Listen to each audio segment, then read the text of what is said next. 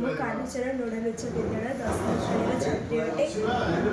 विकसित भारत एक प्रोजेक्ट प्रस्तुत कर जार नाम हो पेट्रोल एवं विद्युत चालित द्वारा मोटरसाइकिल सेवा जगौवा प्रकल्प।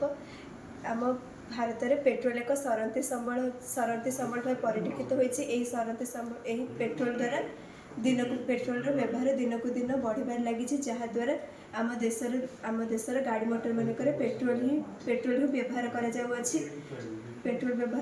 पेट्रोल व्यवहार द्वारा परिवेश प्रदूषण जहाद्वारा पृथ्वी एक बड़ समस्या भाव सम्मुखीन होती। पेट्रोल व्यवहार कमिबा द्वारा गाड़ी मोटर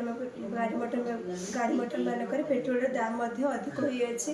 तेणु विद्युत सेवा खंजा जाए आम विद्युत माध्यम गाड़ी मोटर को चलाई पार जहाद्वारा परिवेश प्रदूषण को रोक जाई पार और पृथ्वी एक बड़ समस्या एड़ाई दे पार। धन्यवाद।